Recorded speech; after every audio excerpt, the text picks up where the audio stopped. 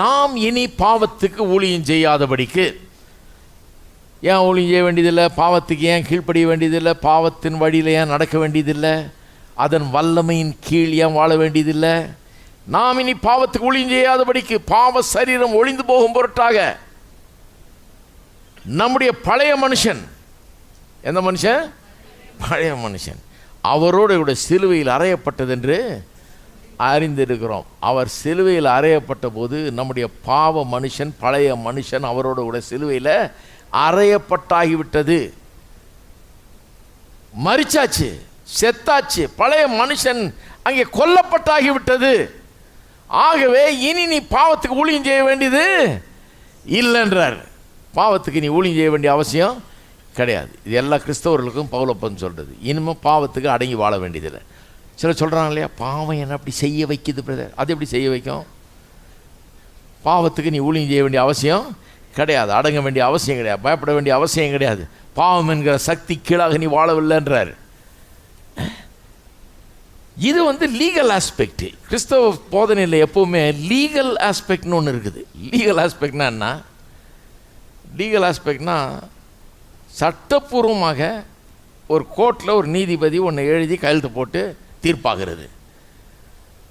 அங்கே உங்கள் சொத்து இப்போ உங்களுக்கு சொந்தம் அப்படின்னு தீர்ப்பு சர்ச்சையில் இருந்தது, இப்போ சொந்தம்னு தீர்ப்பாயிடுச்சு. ஆனால் இன்னொருத்தன் வீட்டில் உட்காந்துட்டு இருக்கிறான். அந்த வீட்டில் நீங்கள் தீர்ப்பாயிட்டதுனால உடனே நீங்கள் நைட்டை போய் அங்கே படுத்துக்கலான்னு முடியாது. அங்கே இன்னொருத்தன் கூடி அவனை இப்போ மூவ் பண்ணுறதுக்கு நீங்கள் ஆக்ஷன் எடுக்கணும். அதுக்கு சில உதவிகள்லாம் தர்றாங்க இல்லையா? அதை ப்ராப்பராக பண்ணி, அது சில நாட்களாகலாம் அதை பண்ணி கண்டிப்பாக மூவ் பண்ணலாம். பண்ணி நடைமுறையில் நீங்கள் போய் அங்கே வாழ்ந்து சொந்தம் கொண்டாடுறதுக்கு சில நாட்கள் அவசியம். அப்போ லீகல்ன்றது வேறு, ப்ராக்டிக்கல்ன்றது வேறு. உங்களுடையது ஆயிடுச்சு, ஆனால் உங்களுடையது இன்னும் ஆகலை. உங்களுடையது ஆயிடுச்சு, ஆனால் நீங்கள் போய் அதை இன்னும் அனுபவிக்க ஆரம்பிங்க. நிறைய கிறிஸ்தவர்கள் இப்படி இருக்கிறாங்க பாருங்கள். கர்த்தர் சிலுவையில் என்ன செஞ்சிட்டாரு? நம்முடைய பாவங்களெல்லாம் சேர்த்து சிலுவையில் அரைஞ்சு அது அவரோடு கூட செத்து விட்டது. இனி நாம் பாவங்களுக்கு சேவை செய்ய வேண்டியதில்லைங்கிற நிலைமை உண்டாகிவிட்டது. இந்த நிலைமை வந்துருச்சு.